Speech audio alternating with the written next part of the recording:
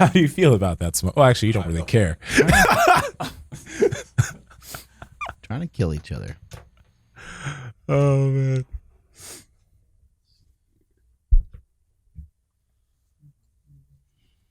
Why is my phone half dead? Hey, when you took a mind bullet on prolonged fast, did it make a difference or not really? Like in how strong you felt? How strong the mind bullet felt? Yeah, no, it felt like it hit me a little harder. Okay. Yeah. It actually felt like it also felt like it helped me with the fast though. Helped me get through it, I guess you'd say. Okay. Yeah. All right, you guys ready? Yeah.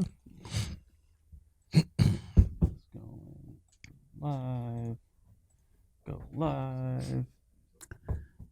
And we are live. Oh my God. It feels good to be live. You know, I was scrolling through the IG the other day and I saw this guy doing some glute ham raises.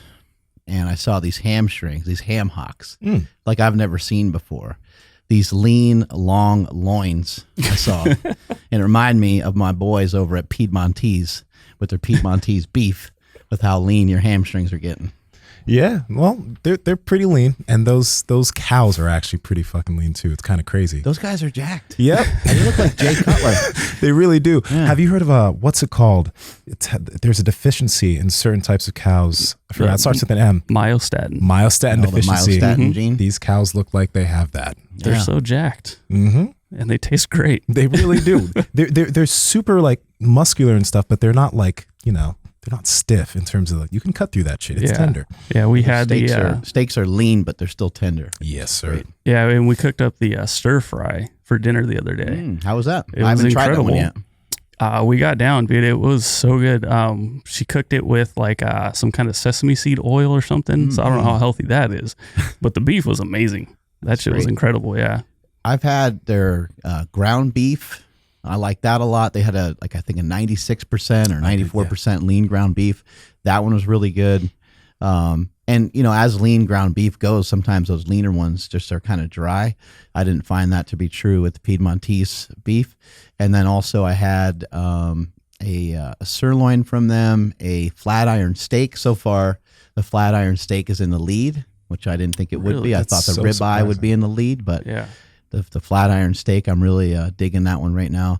Ribeyes are really good. I had a center cut ribeye, which is even like leaner, kind of depending on your diet. If you wanted if you wanted something that was lean, like chicken breast, then you might get like a center cut ribeye from Certified Piedmontese. They got some awesome meat. I think everybody should go check it out. Where can they find out more about it, Andrew? So we got an awesome deal from our homies at Piedmontese. That's PIEDMONTESE.com. Head over there and enter promo code PowerProject at checkout, and that's going to get you a crazy 25% off your order. And any orders over $99 or more will get you free 2-day shipping. Awesome. You know what I'm excited about? I'm excited that you're doing some fasting right now, because I'd love to bring you into my world a little bit, drag you out into some deep water and have you do some ketosis. Have you ever messed around with keto diet? The keto diet, not necessarily. I've gone lower carb, but not ketosis or not the keto diet. Yeah, it would be interesting to have you give it a try. Our boys over at Perfect Keto, they got a lot of great tools, because sometimes doing a ketogenic style diet can be difficult. You know, it's hard to. Our boys over at Perfect Keto. I got an echo going on here. I'm talking to myself. They have a lot of great products, because sometimes following through with that diet can be difficult. You're not eating any carbs for days on end. Yeah. And you're trying to also keep a high level of fat. It's kind of important that it is very important that you keep the levels of fat at least equal to the grams of protein. So if you were doing 200 grams of protein a day, you'd be at 200 grams of fat, which sounds like a lot for people, but that's just kind of how the ketogenic diet works. If you want to produce those ketones, that's what you need to do. And our boys over at Perfect Keto, they have they got bars. Those bars are crack. But the bars are so good. I mean, you're not usually able to have snacks on a keto diet unless you kind of like make your own. What a pain in the ass that would be. Yeah. And I was really digging the cookie dough bar. I think you said you tried one of them too, right? Cinnamon bun. Yeah, that cinnamon one was so good. They got salted caramel. They got all kinds of different. They're coming at us with a lot of stuff. They have like a coffee that I haven't tried yet that I'm excited about. They got their They're exogenous ketone base. That Got one's that in really here. good. The one I use is the coffee one. I put that in my coffee. That works out pretty good. Taste on those things can be pretty pungent. So you heard it here first. Don't be surprised that, but find a flavor that you like. And, there's a lot of controversy about those kind of ketones because people are like, I don't know, oh my God, my weights are rolling away. They're like, I don't know, what that means. Like, just you drink it and then you're in ketosis. And so people think that that's kind of a bullshit selling point, is that it automatically puts you into ketosis. And I think a lot of people use that for advertising, but that's not really the point of them. Yeah. The point of them is to supply you with another energy source. So a ketone can be a fourth macronutrient. We know we have got carbs, we got protein, we got fat. A ketone can be looked at as a fourth macronutrient. And for people that are on a low carb ketogenic style diet, they're not going to utilize carbohydrates as a weapon the way most people would, use it pre-workout, post-workout. Now you can just use ketones if you don't want to have that, if you don't want to have the carbohydrates because you're trying to follow through on this diet. And the whole reason to get into ketosis is that once your body kind of switches over into producing ketones, you'll just feel better. You won't feel better than you might feel like all the time, but you'll feel better than if you were to eat no carbs at all and not eat enough fat and not start to produce the ketones. The ketones are a nice energy filler. They'll make you feel better. They'll also, they do a great job of curbing your appetite as well. So there's a lot of benefits to them. There's even a lot of research starting to point that they might be anti-cancer and stuff like that. So the evidence is just piling up, and the Perfect Keto has a lot of great products for us to stay on a ketogenic diet. Yep. There you go. So if you guys want to get into and stay in ketosis, head over to perfectketo.com/powerproject. Use code PowerProject at checkout, and you'll get 15% off all Keto Perfect products. These older guys talk about the younger guys, but I don't know. Like, this is not looking good, right? I like that you don't want to say anything. What do you think, Josh? Do you ever fast at all or not? You don't mess with it. I'll do the first jiu-jitsu session fasted. Okay, But cool. I don't, it doesn't usually get any. I think Andrew needs an ankle lock. No. Give him a heel hook, actually. Oh, you're trying to end my career before it starts. Yeah, we're good. We're live now. We're rolling. Yeah. You know what I need to I need to do? I mean, just do this on camera, just because it will just be so embarrassing. I need to have Nsima put me in some of these holds. I know how painful some of them are, but like those heel hooks and stuff, and the stuff that does like, oh man, like I know sometimes you like will dig like your like wrist bone into like someone's Achilles when you're pulling on. It's just like brutal. Yeah, it is brutal. I deserve it though, right? Do you? I think so. I deserve getting my ass kicked every once in a while. I think you should have Josh do that so I don't have to get fired. It's good for you. Okay. Josh gets fired a lot. He actually gets fired and kicked off the team more than you. Really? It's his last name. Settlage. I call him Settlegate, and I just like yell it. Like, it's just, I don't know why. It's like it's a good, like, if you're a coach and you're mad at someone, it's the perfect name to yell. Settlegate. Settlegate. It's like not only are you yelling it and like being mad at him all the time, but you got to say his name wrong every time too. Yeah. Yeah. Normally, like one syllable names are really good to yell. So the fact that it's like three, I don't know. three team Settlegate. somewhere in there. So who was it that spread that? Because I said that one day and it messed up. Was it I said it to you and then you told everybody in the office? That No, I knew you said it wrong, but I didn't say anything about it. So I guess because I didn't say anything, I mean, Said it to technically I'm others. responsible for that one, but you're the one that started it, I see. and it just kept growing. Dude, what's going on with your fridge? So the compressor is broken. Andy's not around right now. You could easily move in. Maybe I should. You probably have so many rooms in the Maybe. house that she wouldn't know I'm there when she comes back. I would barely know. But what I was picturing wasn't that. I was picturing me, Daisy, and Nsima. Yeah. Daisy would be the divider, right? Yeah. That wouldn't be that weird. No, it wouldn't be weird at all. Nah, it'd be perfect. Yeah. I like to be nude in the house though. Oh, That's my well, that thing. makes that amplifies things, I think. Perfect. Yeah, dogs are cock blocks. Wait, just though. nude in the house or in the bedroom? Just in the in house, general. like In just general. like wake up, walk around. I used to be very naked, but my kids are everywhere all the time, so I can't be. Oh yeah. Oh, forgot about Try- the kids. Not Trying to that's do the not happening. Juve light. It's really hard because I want to be naked, but it's like, ooh, I guess I can't do it. Yeah.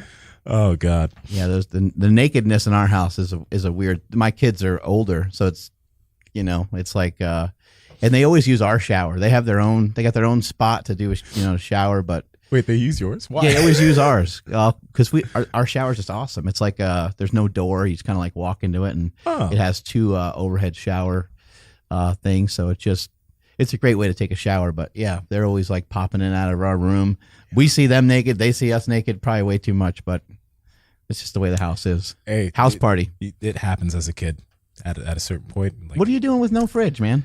Yeah, compressor's broken. So I just found out about that. So getting the part on September 14th, and then it'll be able to be fixed. But until then, I have to take all my meat, all my Piedmontese meat, all of the stuff that has to be frozen. I have to put it in my aunt's freezer. I do have some like food in the fridge that's not working right now, and I just bought some ice packs to keep it cold. But like everything, like all my eggs, all that stuff just went bad. So In other countries, they don't even put eggs in the fridge. really, Yeah, I've heard that before. maybe my eggs weren't that bad then. Maybe I didn't need to do that. Damn. I don't know why. I don't know Test it. why. Well, maybe they just don't have fridges. Yeah, maybe. Maybe they got a busted fridge like you do, right? Yeah. Do you? Some of your family members, they live close by? Yeah. So Oh, that's cool. yeah, so my aunt's like right down, and I could just like took everything there for her. So she's keeping all the meat, but hopefully, because I have some people that live there, hopefully they don't eat it. Because I told her, she's like, "Ooh, what is this?" I'm like, Oh, yeah. it's." She's like, "Oh, it's nice. It's fancy meat, huh?" I'm You're like, yeah, it's mine. yeah. I go back. I'm telling you, she probably ate like 3, but that's okay. That's family. That's family. You're like, that's my stuff for work. Yeah. How you liking fasting so far? I mean, I know you've done a lot of regular intermittent fasting, and then now you're Yeah. doing. How long are you trying to fast right now? So right now, I started this one on Monday at 5 p.m. That means that it's a little bit over 36 now. And this was partially just because cooking became a little bit of a hassle with the food I had access to. Yes, on Monday. So I was like, F it. Let's just do a prolonged fast, because we were talking to Cole Robinson about it, right? And he's a fan of those 72s. And he does a lot of stuff like biking and all that stuff. So I was like, you know what? I've always been saying I'm going to try a prolonged fast. I guess with the fridge being broken, this is the best time. So yeah, I've been taking some Nun tablets. I had a cup of coffee on Tuesday, and the caffeine stuff also, I cut it off coffee for a few days. It wasn't horrible. But I had just a cup yesterday, so it wasn't that much, not what I usually have. And I'm still feeling pretty I great. think it's the main thing. Like when I was talking about, getting away from coffee, I still right now I'm drinking way less than I was. So I took a month away from it. I don't really know. Some people think it's a good idea to like clear stuff out, or like, I just think it's a good idea to like just explore stuff, just try stuff, like, oh, I heard about fasting, so I'm just going to give it a shot. I probably won't ever know about like health benefits of like not drinking coffee as opposed to drinking coffee. There's tons of research that says one way or the other, but anybody listening to this is like, F that, I will never stop drinking coffee. Just try to figure out some ways of maybe grasp the idea that you drink a lot of coffee. Just understand that, admit that, and then say, you know what, it'd be nice to take a little step back from it, because maybe it is negatively impacting your sleep or negatively impacting something somewhere. Oh yeah, for sure. I'll get back to the fasting part actually, but for your note about coffee and caffeine, I noticed that I was drinking coffee every day, and it wasn't like I was drinking like 3 cups or anything. I was maybe having a cup or 2, but I feel like there were some days where I was just using it a little bit of a crutch, and I didn't like the idea that like coffee would make me feel so much better. So I stopped for that few days, because I was like, okay, how am I actually going to feel? Yeah. Doing everything I'm doing without coffee. And after day 2, it's pretty normal. Day 1 was kind of, day 2 was, and day 3 pretty good. So now I was talking to Tom about this. He was like, now I'm probably just going to use it more as a tool. Like when I kind of feel like I want a little bit, I'll have a little bit, but I'm not going to have as much as I used to. And I like that. I like the way I'm using coffee now. Hopefully I stick to this. But back to the prolonged fast. So I've been taking some Nun tablets here and there for like, potassium and sodium. I worked out yesterday here, then I went to Jiu-jitsu, and I felt pretty dang good. I'm about to go to Jiu-jitsu after this also. So I have really good energy. I'm not feeling tired at all on the mats. I'm really surprised because I've already been doing fasting and working out already, but I would have assumed that I'd feel more tired right now, and I don't. So that's kind of weird. I think it's partially a mental thing. Yeah, I think it's just, it's good to try stuff out. And fasting, I know we talk about it. It seems like we talk about fasting and sleep. And I realize that these are things that are getting thrown around a lot on many podcasts, but we're just trying to share experiences with you guys, and we're trying to share the stuff that we're trying. What I really like about what you said, and I've heard you say this a bunch of times, which I think is really cool, is we'll have someone on the show, and then it's like 2 or 3 days later, and there's Nsima 2 or 3 days into like what the person recommended or suggested, or you're ordering the book, or you're, whatever book they suggested, or whatever person to follow. You're very intuitive with that, and I think that's awesome. I think that's and I think all of us should be curious. We should be curious about, what does that mean? What is that? What would that be like if I did that? What would it be like if I tried 100 push-ups every morning? What would it be like? Like I did the 100 push-up thing for a handful of days, and I just, I didn't stick to it. But it's good to just try it. I like the idea, I like the concept, and I keep kind of thinking to myself, I should get back to messing with that, because what a cool practice is. Like, let's just hypothetically say, and this is supposed to be effective strategy, by the way, if you can attach your habits to certain cues during the day, or if you can have something to cue your habit, that's a really good way to go about doing it. So something I recommend to people is like, every time you have a cup of coffee or an energy drink or anything like that, you should probably have an equal amount of water, just because I see a lot of people, this is for just general pop, I see a lot of people not drinking enough water. Yeah. So it's like, that could be a good solution. But what if every time you use the bathroom, you did 10 push-ups? You probably use the bathroom, I don't know, 5, at least 5 times a day, maybe even 6.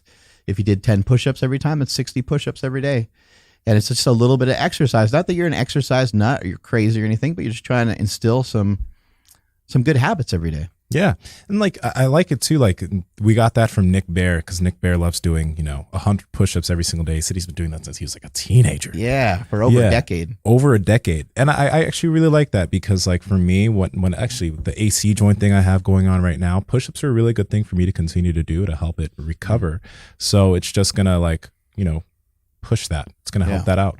And I'm doing 50 pull-ups too, which for me, I really like pull-ups as it is. And if I can improve those over time by just increasing frequency, it's going to be awesome. And if you can't get to the gym on a certain day or something, it's always good to have something like this. Like, you have the walks that we do, which we should already be doing, but adding in a little bit of that resistance training with push-ups or pull-ups each day, no matter what, you go to the gym or not, I think it's a really good habit to pick up. Right. And for me right now, it's like, now's the time to try stuff. Now's the time I'm not competing for anything in particular. I don't have a photo shoot planned, or a bodybuilding show, or a powerlifting meet. In terms of my actual lifts, bench feels good. I would like for my back has been a little, it hasn't been hurt, but it's been a little weird over the last couple, maybe the last 2 months or so. So I've been trying to lift a little lighter and do exercises that aren't going to have a negative impact on the way that my back has been feeling. And then also when it comes to deadlifting, I'm like, all right, well, let's just kind of stick to more reps, lighter weight, make sure the form is locked in. I did pull 5 plates for a bunch of reps a few weeks back, and it just, that one day, everything felt really good, but I haven't had a day that really felt that way. So I'm doing other stuff though. I'm doing walking lunges. I'm doing, overhead presses, and I'm doing, just all kinds of different kettlebell swings. I'm just really mixing it up, even mixing in some CrossFit stuff, during or to finish a workout. Yeah. What exactly on your back is hurting, by the way? I don't know. It kind of feels like, if I was trying to describe it, it kind of feels like almost like a hyperextension, almost like if I lean back is where it's tense. Okay. But nothing really hurts it. It's, when I'm actually lifting, it feels okay. But if I try to lift, real heavy, it's just heavy for me. I start to feel I feel like my back is like iffy. Yeah. If I could describe it that way. Okay. It just feels a little iffy. So when I go around for the day and I'm doing stuff with my kids and doing other stuff, I'm like, man, what did I do to myself? So that's why I've been lifting lighter. And then also, I asked Jeff here. I'm sorry, Jeff, I don't know your last name off the top of my head. Jeff, who started working here at Slingshot, he's super mobile. I don't know if you ever seen some of the shit that kid can do. Yeah, I know who you're saying. Yep, So yep. he can do a squat. Jeff can do a squat with like one plate and sit all the way onto the ground, and he could like sit there and get in like almost like a with his like a V up type thing. So his feet are out real wide, and then he could bring his feet back in and like crisscross them, and then stand back up with the. I mean, it's just the amount of stuff this guy can do with his mobility is pretty crazy. Mm-hmm. And Jeff is somebody that started out at a young age doing some martial arts and stuff. And so I've seen him. I'm like, you know what, man? I'm just gonna. I probably won't do it every day, but I'm just gonna tell you right now.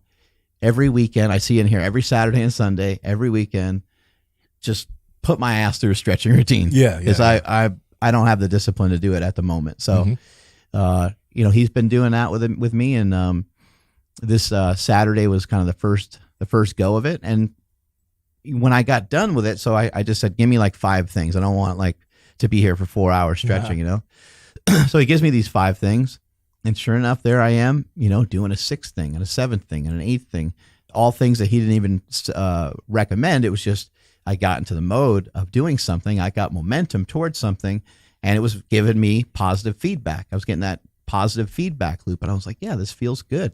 Do more of it, dummy, Yeah. So I kept doing it. Yes, and you felt good right after you did that? Like, yeah, felt okay. really good. Yeah. Yeah. No, like stretching gets a bad rap. And I know why it gets a bad rap, especially within strength sports. You want to be, say, just a little bit stiffer, at the bottom of a squat. You don't want to be too mobile. Right. But yeah, like even for myself right now, I still stretch a lot because of jiu-jitsu. And also like I just feel much better nowadays. But like my lifting right now, I've been on this whole control the load kick. And I've been doing that for a while, but it's not like every single movement I do, I'm controlling every portion. Control the load, Andrew. I just realized what I said. Where's this podcast going? It always ends up with that same tantric spot. lifting. That's what I should call it, actually. I should trademark tantric lifting. What does that word mean? Does it mean like to hold back? Or what does that Yeah, I don't word know what mean? that Is that means. what it means? Wait, so have you guys... I've heard the word before. I don't know So- what it means. Well, all right. Like, so tantric, or like people talk about tantric sex. And You got my attention. tantric He said the word sex sex. is when 2 individuals are going at it and they, try to control everything so they can make it last a long time. Ah. So if I would call it tantric lifting, I'm just slowing down and Dude. controlling the movement that- within the whole range. I should trademark that, tantric lifting. That's actually really dope. But people are listening right now. They're probably going on LegalZoom right now to do it. And it's No, gone. so that I know we're having fun with this, but like that's actually it's a brilliant name, especially if the actual definition lines up with that, because that's what Mikhail Kokylev explained in a seminar. He said that he actually explained a lot of stuff in really simple terms that were really funny. But in terms of sex, he said, your strength training is you should never allow yourself to come. You remember Arnold would say, I'm coming in the gym and I'm coming here, I'm coming there. Yes. He's like coming all over the place.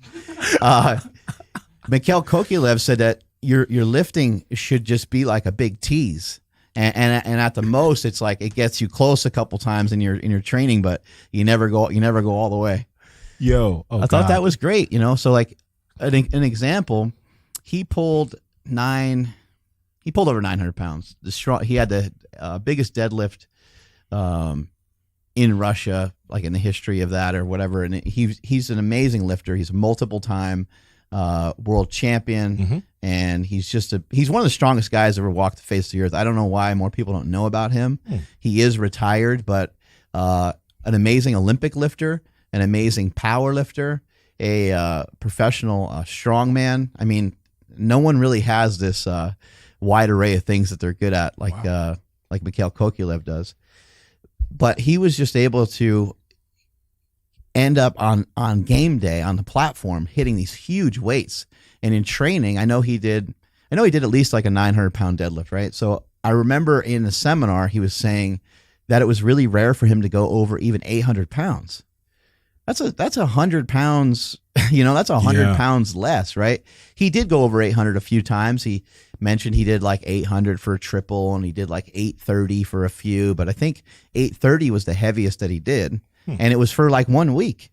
All the other training was like sets of 4 and sets of 6. And even when he didn't get that much out of an actual regular straight up deadlift, he liked to deadlift with like a box behind him. He did box deadlifts to build up the hamstrings. And he also did like stiff leg deadlifts and stuff like that. So he was getting a ton of work and a ton of training in.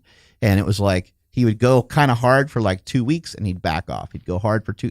He just learned, how his body really responded. But, back to that tantric lifting, that was a big thing that he said was the key is he always felt like going heavier. Every single session, he felt like lifting more weight, but he knew that he needed to follow the plan. Yeah, no, that's perfect. Shoot. Oh, go ahead. Another thing that he said, which was great. And he took a ring, the gymnastics rings, and he took one of them, and he said strength training is like Pretty Woman, and he pulled the ring next to him. He's like, pay attention to Pretty Woman. Try to pull Pretty Woman towards you. Try to get Pretty Woman, and what does she do? And he opened up his hand, and the ring went away from him. And he's like, now what happened if we push Pretty Woman away? And then he pushes it, and it swings right back to him. He's like, that's strength training. That's how it works. I was like, this guy's a genius. Wow. I need to find that. I don't know about him, or I didn't know about him before you just mentioned him right now, but I like this guy a lot. I feel sad that I don't know about him. But what I found is that, like, especially for jiu-jitsu, as I've been doing all the stretching stuff, by controlling like a lot of the loads in like squats or deadlifts. And this is Jeff doing that crazy flexibility stuff. But if I slow down the movements and just do them slowly through the range, then I can continue to stay strong in that range rather than being as explosive as I was. And then if I want to be explosive, I can. So I'll do, like yesterday I did some paused deadlifts, but I paused at the bottom, at the knee, then I paused going on the way down you trying to kill yourself? The knee and the bottom, just doing new stuff just to control load. And then like on the leg press, I make sure to go full range with heavy load all the way down, getting that full range and back up, because for jiu-jitsu, you're gonna be put in a lot of compromised positions. So you want to be able to produce force when your leg and your knees all the way up by your hip or your arm. So that's a good point. It's really hard to produce any force when you're in a really crappy position. Yeah, like when someone, like let's say you're mounted and someone's here, if a person's been doing dumbbell presses with partial reps, they can't produce much force from down here. And in jiu-jitsu, you want to be able to push someone off your body when they're really close. So I'm doing a lot of stuff that emulates that, but slowly, and that's been helping a lot. So I don't feel like the flexibility I have now has hampered my strength because of the nature of my training. What you're saying about the kind of stretching and coming from these funky positions kind of reminds me of like, what Jeff was saying this week when we were doing some stretches is he was like, just pull yourself into the position that you can pull yourself into. And so that's some of the stuff that we were working on. It was like, it wasn't like you grabbed a band and then yanked on your foot, although he's not opposed to that. Like let's just say you're laying on your back, okay? And you take a band and you wrap it around your heel and you pull it back towards your face. You're doing like a hamstring stretch, right? He was more like, just activate the hip, flex your hip flexor and drive your foot towards your head with whatever range you can get. And I was just like so poor at that. Like, it's interesting though, because my hamstrings, for how tight a lot of other stuff is on me, aren't that bad. Oh. They're okay. Like they could definitely be a lot better, but they're not that bad, but the activation of me putting myself into that position isn't great. And then if we go and look at the squats, the same thing. Like I need to have like weight on me to really like squat. Yeah. Or I need to be like warmed up. It's hard for me, difficult for me to just hop into the gym and just bust out a squat. Now I can come into the gym I don't have any pain whatsoever. I was mentioning the back being a little iffy, but everything feels really, really good. I feel good all the time. That's I awesome. don't really need to like do a lot of warm up. I can come in and I can just squat the bar and go 135 and go upward. Wait up, what do you think changed that though? Because you didn't used to be like that pain free, and you didn't used to do that, right? Yeah, it just took a long time. Okay. So even when I was in the middle of my powerlifting career, I just forced that stuff to happen because that was the mindset, So I'd come in sometimes and I would bill it, Bill, Biscuit Bill. He'll sometimes just like walk in off the street in jeans and bench 3 or 4 plates. Yes. I did a lot of that kind of stuff because I knew the mindset needed to always be there, and so I would kind of force it. But back then I was just like fighting through pain. It was just like biting my tongue and fighting through it. And now I don't really have pain, so I can get into a position, but usually it's because there's like a weight on my back or something. And right now I'm just trying to incorporate like weighted stretching, like why not? Like if let's say I'm scheduled to do some deadlifts for the day, why not just turn the deadlifts into a stiff leg deadlift? Now I'm controlling the load, controlling the amount of weight I'm using, not going to use as much weight. Plus the intent is different. Okay, what's the intent, Mark? The intent is for me to stretch for the day and to get some reps in with some weight. It'd be nice to handle some weight. So my hands and my forearms and my back and everything gets worked, whole body gets worked. But the main goal is to kind of get the hammies warm, get a good stretch in the lower back. And we're not really trying to, I want to feel better. I want to feel better from this work that I'm going to put in. And so therefore if I push it too hard, I might feel good about it at the moment, but I'll be in pain later. Okay. Yeah, that makes a lot of sense. Yeah. It's always funny watching Mark trying to get down into a squat when there's no weight. Oh, yeah. And he's like, we got to load in at least 2 plates to get me down here. I'm a little stiff today. And meanwhile, I'm like, oh, well, that 135 will probably crush me right now. Right. So Yeah. yeah. And let me explain why that's bad, because I'll explain why it's good and why it's bad. So one reason why it can be good is because you can be really tight and you could potentially be kind of springy, right? And that's what a lot of lifters will say, like, I want to keep that tightness. And I agree, you want to keep some of that tightness, but you want to make sure that you have all your bases covered, because at some point something is going to blow out probably, because you're pushing your body into a position that it doesn't want to get into. Yeah. That's why your body won't get in that position in the first place. So if I try to get into a position with no weight, even after I've warmed up and my body's not moving correctly, having weights shove me down, now I'm going to be pushing myself into a position where I'm weak, I'm unfamiliar with, and now I have a heavier weight. And what you were saying earlier, you're trying to teach yourself to push out of these positions where you don't have, the same mechanical advantage that you might have somewhere else. It's really smart though, because you're controlling the overall amount of weight that you're using. Yeah. And that's brilliant. That's smart. Yeah, no, like with a lot of movements though, like it's good because now like I'm progressing in these subpar positions over time. So I'm still able to start moving more and more weight from really bad positions over time. And I've really noticed that benefit on the mats when someone my size or whatever is trying to smash me and they like my leg is all the way up here, I can now push out of those positions and it feels comfortable doing that. And then just like the injury part of things, not that stretching leads to not getting injured as much, but I'm not getting tweaked nearly as much as I was at the very beginning when I started jiu-jitsu, because I was so tight. Like I was kind of flexible, but I wasn't as mobile as I am now. And it makes such a huge difference. Yeah. And Nsima, have you considered, because I'm just thinking about like someone like Jason Khalipa, who's obviously, crazy about CrossFit, in amazing shape. Yeah. He's doing really well at jiu-jitsu. Have you considered of like, maybe changing your, like the lifting side of things, like to more like something like CrossFit instead of just powerlifting? So this is, I think this is where like I kind of differ from some people. So the way my lifting looks right now is there's a lot of movement within like what I'm doing. Like, so yesterday as an example, I was doing the sumo deadlift, but I was supersetting it with Pendlay rows. And then after I finished that, I supersetted leg press with GHRs. And sometimes I'll do 3 movements at once. So generally I just go from one movement to the next movement, back and forth, back and forth, back and forth. But I still try to give myself like a few seconds to get my breath so I can still do well in the next movement. You want something that's repeatable. So if you did it with no rest and it after a while, like your form would go to shit and you'd be too fatigued, wouldn't be able to lift the same amount of weight. Yeah, no, my form never goes to shit on this, but I still take minimal rest in between. So I try to keep it moving so that my workouts, there's still like an hour 15, but I got a lot of stuff done in that workout. I worked with a lot of volume.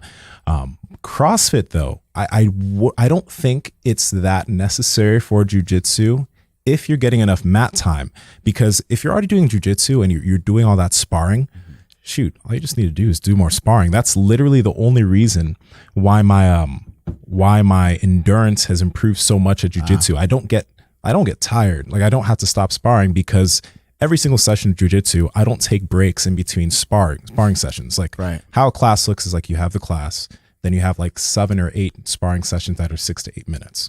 I just don't stop. I don't sit. I find a new partner and I keep going even when I'm really tired. So I use the gym to develop strength, I use the gym to develop strength, and I use the jiu-jitsu to develop cardio. I don't feel like most people need to be using the gym to develop more cardio. You should really use it as the tool to help you be stronger on the mats. So check out those hammies. I think Jason's pretty much doing that same thing though, just with less rest. Right.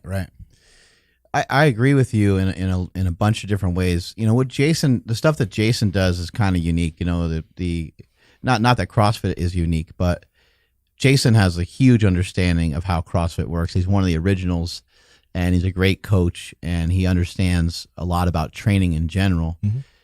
What I think maybe some of the mistakes that people make is I think people associate going to the gym with like losing weight, and you can burn some calories there, but I don't think that's a really good place to be looking for weight loss. I mean, there's a lot of research and a lot of science that shows 10 or 15% of your daily caloric expenditure at best can come from your training. And there's some people that train like maniacs, and I realize there's some people that, you know, they might train twice a day, and there's some variations in there. But just like what you do in the course of a normal day, not that 10% is chump change either. I mean, that is a significant amount. But really, when it comes to fat loss, we all know what the real answer is. And the real answer is to make some changes to your nutrition, you know, to really, so, you know, kind of having said that, I think you can use the gym for, you know, getting jacked, getting stronger. And of course you can improve your conditioning. But I think sometimes people are maybe mixing too many things and not ending up with a great result in any one of them. It's like too much, it's just like, you know, I call it bouncing around. It's like too much bouncing around. Like you're kind of jumping around a little aimlessly.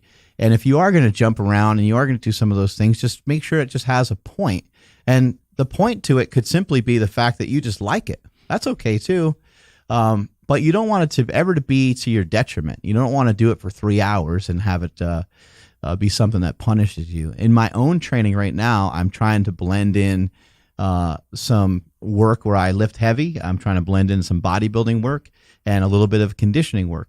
Now, I don't think that those 3 things will work the way that I'm saying. Like they're not that simple. It doesn't just work that way in the human body. I'm not just like, all right, I did 12 reps. That's hypertrophy. Like your body is way more complicated and sophisticated than that. And also, you know, who knows, maybe even following up, you know, some of the heavy stuff with the bodybuilding stuff and the conditioning stuff. Maybe they all kind of work against each other in some weird way, or maybe they all work together in some weird way. But it's in a short, condensed period of time. I'm not doing this for like 4 hours or 3 hours or 2 hours. It's probably about an hour workout. I spend probably about 15 minutes on the first movement, and then the next 2 things are 15, 20 minutes popping and done. Yeah. So I'm not trying to, you know, overexhaust or kill myself with any one thing during the workout. But I think like a big thing though, in terms of what you're doing, is that there's honestly still a progression though. Right. You know what I mean? Like a month from now, you're going to be doing a bit more in terms of like the overall like metabolic stress that comes from the conditioning, or the overall maybe bodybuilding volume than you were a month before. So there's a progression. I think that's the biggest deal, because when a lot of times when you set out, when you do a workout and you're first doing it, you don't realize it, but you're kind of doing the same thing every single week. You're not really improving that much. Right. You're not really making an upwards change. It Happens just a feels lot in good. bodybuilding, yeah. Yeah, exactly. It does happen a lot in Because they don't bodybuilding. really program. Bodybuilders don't necessarily program. A lot of them don't, but the ones that do, like, God, what's his, Ben Pekulski. Oh. Like, he's always progressing, and you could tell in the way he looks at his training. That's why he looks so good. Yeah. Like, pretty much, you know. Right. But like, if there's a progression going on with whatever it is that you're doing, you're going to see positive results. Now, for example, if you were doing jiu-jitsu, right, and like in the gym, you're doing a lot of cardio stuff, you may see a slight increase in terms of your endurance, but again, it might not be in my opinion, the best use of time. Right. Some people would think differently, and that's okay. But it just really depends on exactly like you said, if it has an intent and it's actually working, then yeah. I think the progression side of things really makes a lot of sense too, because how many clients have you worked with in the past who are like, they're like, man, I'm super active. They're like, I walk my dog. I work on a farm, or like they do something. They're a waitress or waiter, and they can't figure it out. They're like, I move a lot, but it's the normal movement the body is already used to. Mm-hmm. And the body needs to have stuff to adapt to. It needs to be changed. So it's like you have to do something more or harder, right? Yeah. Yo, okay, so this is what gets me so excited. When like there's this person I'm working with, his name's Travis, right? And he's 41. He's been doing he's been training his whole life, you know, just training a lot. He was in shape. But when he told me about like what his training looked like, he was just training. There was really not a progression, and he wasn't really working with that much training volume. He was doing like the one body part a day type of thing. I'm like, this is nice. Because like literally every person I've worked with like that, when they start doing two times a week in terms per body part and more volume, it's like newbie gains. And that's exactly what's happening with these individuals. It's like people are like, oh my God, you're looking bigger. And it's like you've been training for so long, but now there's a progressive aspect with more frequency of body parts, and bam, it's like you're having this new growth. That's like, it's so crazy, but it's so sick. And it could even go the other way. Like if somebody who's like, I do 3 body parts a day, we can be like, oh, let's see what it looks like when we do 1. Yeah. Right. Some people are working with so much volume that they can't recover, and then they're not getting much out of it. So yeah, you do need to find that happy medium, but like most people can do so much more. yeah. And if they did, fuck, it's so crazy. It's like so sick to see when like someone's been training for a long time, but then you just add something, you just add another day or add another like day of doing something, and boom, That muscle everything confusion starts moving up. It can be so simple. I mean, like when I started walking, you know, I walked with like an 11-pound vest. You know, Jesse Burdick was like, hey, get like a weight vest. And I was like, oh, I was like, I think I have one, but I think some of the bars out of it are missing and stuff. It's not that heavy. It's got Snickers bars now. Yeah, it just had Snickers bars in it, right? It was only like 10 or 11 pounds or something like that. And he was like, dude, he's like, you're so fat. He's like, it won't make a difference. He's like, that's plenty of extra weight for you. So Yeah. he's like, just throw it on. He's like, you'll barely notice it's on, but you're gonna, it's a way for you to make progress, way for you to progress. Cool. Nsima, I believe his name or their name is pronounced Mehdi. I know you've covered this in the past about like strength and mixing strength with jiu-jitsu, but have you noticed a loss in strength since you started? Well, the loss that I've noticed has come from my pressing, because my AC joint right now, like I can't bench even like a bar, or let's not say a bar, like 95 pounds without this thing flaring up a little bit. So I've had to back off of bench pressing. In terms of my sumo deadlift, the strength loss has been negligible. So like my best was 755. I can still deadlift 700 and a little bit more without problems. And that's being 20 pounds lighter too than when I first started. And when I did the 755, I was 270. Squatting, I could still probably squat 5. That's the minimum I've wanted to be able to maintain. So I could still probably work up to that without too much of an issue, probably a little bit more. I know a few months ago I was able to squat like 515, so that wasn't a problem. Damn. That's on IG too. Of course. So it's not true if it's not posted on Instagram. So the main thing I'm saying though is that like I think that what I've talked about this before. When you first start jiu-jitsu, or I think any type of exercise routine that's going to have you do a lot of cardio, like Nick Bear, right? Who does he's doing Ironman stuff, right? when you first start that, since it's new, you're going to see a loss of overall like 1 rep max strength in the gym. The big thing is going to giving yourself the time to adapt to the new sport. So I had to give myself time to get used to jiu-jitsu and breathing. And then with that initial strength loss, you'll gain that strength back because you've adapted to the new stress. That's what happened with me. Like I lost a lot of strength because I was not recovering well because it was new. And then when I started recovering better, adapting, boom, everything came back to where I wanted it to be. And then our buddy Justin, he trains here on the weekends. He was asking, do you follow anybody on YouTube, like in regards to jiu-jitsu, like somebody that can like, click on and kind of watch as a beginner to get any like tips? Check out Jiu-Jitsu. Chewy, Chewitsu. He's a black belt, I think out of San Diego, California or something. He's super awesome because he strength trains a lot. He's a strong dude. Sick. But like, yeah, he has a lot of good information for newer jiu-jitsu athletes and like, black belts and stuff. So jiu-jitsu is cool. I know there's a few other channels, but I can't remember their names. Yeah. But he's awesome. And then Danny Patterson says that, Mark, that you're secretly training for another bodybuilding show because you're in such good shape right now. I might be. I told him not to tell anybody, but you never know. You could be 8 weeks out. I'm getting a divorce is what's going to happen God.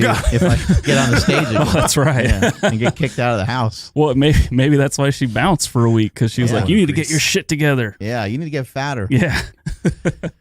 Oh God. Nsima, how do you motivate some people that you're maybe they're a client or maybe they've been a client in the past and then you just haven't been in contact with them in a bit, and then you see them or you hear from them and they're kind of like, yeah, man, like I didn't reach out because like I'm not holding my shit together. Like, I know that in working with people a lot of times, like when I don't hear from somebody, it means they're up to no good. Like when you get the radio silence, it usually means they're up to no good. How do you kind of reel some of those people back in? What's a method or technique, or is there something you could say to get them, sparked to get back into the gym? What I've noticed, and this is what I've noticed recently. First off, like people have my phone number so they can text me. And when I haven't received a text in a while, like you said, like that's an issue. If you haven't received a text or an email in a bit, and you like. And if they're doing great, you're going to get a picture of their abs, right? Yeah. Like, hey, man, killing it. And their sheets, so like their sheets in the Google Drive, there will be something on it. But like when there's been nothing on, then something's up. What I've noticed though, and this is, I'm a broken record on this podcast, man. When they don't have the right habits in place to like be successful, that means getting enough rest to help your energy levels during the day, help everything. Things fall apart. Like, and then this is like, it's just a reoccurring theme. Whenever I've worked with somebody who's changed their habits, they've gotten on top of their rest, which means everything else during the day kind of goes the way it should. They find it easier to get to the gym. They find more motivation. They're not feeling as depressed, etc. They kind of skyrocket and things just fall in place. But those individuals who I wasn't successful in terms of changing their habits, they know what they need to do in terms of their food. They know what they need to do in terms of their exercise, but then their habits in terms of like rest and all that isn't in place. It's very, very, very difficult to try and like, yeah, you can re-spark them for a week. Like literally it'll last a week, maybe two, but then it'll fall back off because they don't have those keystone habits in place that are going to allow them to be successful in the long run. So that's why instead of trying to focus like, oh, we need to eat this instead of that, or we need to change your macros, or we need to start doing this in the gym, I try to change those underlying things that are going to allow them to have the motivation for a long period of time to continue doing that. Like it's such a massive deal that, and I've really noticed the difference it's made for the people that have actually managed to change their habits in terms of their rest. Like there's this new lady, and she's like a mom, but she hasn't been able to get much rest because of her kids. And now she's getting enough rest because she organized things to get enough sleep. Right. But before she just thought, I got to just do 5 to 6 hours a night. It's only been 1 week, but since she's changed that, she noticed how big of a difference she feels every single day doing what she's doing, working out, etc. That she's like, I can't believe I was working on this low bandwidth before. You know what I mean? So when someone actually takes the effort to change those habits, everything else gets easier, and you want to stay on that level. But when I've worked with clients that haven't changed those habits, maybe because they didn't think it was important, as I was saying, it's hard to keep that going for a long time. I think it's super easy for people to keep things going for a short amount of time because you get that, yeah, let's do it. Right. But then if you don't have habits in line, you're not going to do it for a long time. I think, what you said is just really spot on. And ultimately it's like the greatest way to be really, really motivated is to not have to be motivated. I know that's a real kick in the dick, and that's not probably what people want to hear, but like the greatest thing is to try to figure out a way to eliminate it. So I like to use my cousin as an example. She's been on a fitness kick for the last decade, maybe a little longer. When we were kids growing up, she was never into like fitness or anything, but she was a teacher, or she is a teacher. She has children. She got a lot of obligations, got a lot of things to do. And so I think her fitness for a period of time got away from her. When she was young, she played basketball and stuff, but she really wasn't like, going to the gym, As she got older, she didn't go to the gym for a while, and then she started to build a habit towards going to the gym. She's in New York. It's freezing out, right? Like the last thing you want to do in the winter is, go start your car when it's like -3 degrees outside or something, right? Yeah. And it's like torture, So what she did is she sleeps in her gym clothes. She takes a shower, smart. she throws her gym clothes on, and goes to bed. And she's got everything on that she needs. No thinking, and there's the odds of her being like, F it, she's not gonna do that. Like she's not gonna get back out of her gym clothes, and right, that's a massive hurdle. So if you can think about setting up your day and setting up some things in your schedule to where, wow, that'd be really foolish to pull back from that. That would be really dumb if I just didn't follow through with that. Mm-hmm. And an example could be as simple as reaching out to a friend and saying, hey, I'll see you at the gym tomorrow at 7:00. Like just that one text, now you're obligated. You have to be there. And then how much does motivation matter at that point? Yeah. It matters a lot less, right? I love motivation. I love motivational speeches. I love motivational quotes. I mean, they're a huge part of my life. They get me excited, they get me fired up, but they're very fleeting. They don't really, motivation is not something that, it normally is not something that's going to really last and stay part of your day. I love different quotes and different things people said to me. Even my dad, I shared a lot of quotes that he said over the years that have really impacted me. But there's not a quote that I hold on to every day on my way to super training or on my way to podcast from. I got that thought in my head like, hey, remember this? Like, this is the thing. This is the thing. This is the mission. This is what you're doing. It really doesn't really truly work that well. That's why no one really does anything like that. You might lean on a quote here and there when certain things happen in your life. You might go back to it, but you're not going to really have that real powerful motivation. And I think what you landed on is exactly what I landed on, is that people don't necessarily need tons of motivational stuff. They need a schedule. They need a regiment. And if you remember talking to Ron Penna, he said, I hate having a regimen. I hate having a schedule. But guess what? I respond really well to. And I think everybody does. And I think that's why, our military has that strategy, right? They're all business. It's work, and they get through everything that they need to get through every single day with their drills and the different, when somebody comes out of the military, we're always in awe of them and we're super respectful and like, man, that's a crazy sacrifice you made for us. And because you recognize they went away from family, they went away from all these distractions. But really and truly, the hardest part was they got on this crazy regimen and schedule for a long period of time. Yeah, no, what you said right there, the regimen and schedule, I think it's super powerful. And also your friend that like she texts someone at 7 a.m., right? I think having a person to keep you accountable is super, super good. The thing for me is I don't have someone that keeps me like accountable to exercise. That's always been me. And even for myself, like having lifted for this long, if there's a streak of time that like I haven't been able to stick to my schedule and was like under-rested or just everything's fell out of line, even me, I find it sometimes difficult to like shit, I gotta be at ST today, or I need to go to like CalFit at 4, and I got to do this. I'm tired right now. I don't want to. It's harder for me to stick to that. I can't just pull it out and be like, okay, let's go. It's difficult if I don't set things up to like for me to be successful. So that's why like you said, yeah, motivation works for a little bit of time, but if I haven't set things up for me to be successful, I will probably make a choice that's contrary to my actual goals. And that's for me, who's been doing this for years. This is a part of my lifestyle. Even if I don't set it up that way, I'm going to fall off. So that's why if I haven't set that up that way, for someone who's trying to pick up this habit, if they don't have good habits in place, how are they going to stick to it? Mm-hmm. What about like you hear people like, oh, I fell off the wagon and now I can't get back on. In your experience with working with people, what has like maybe one technique helped?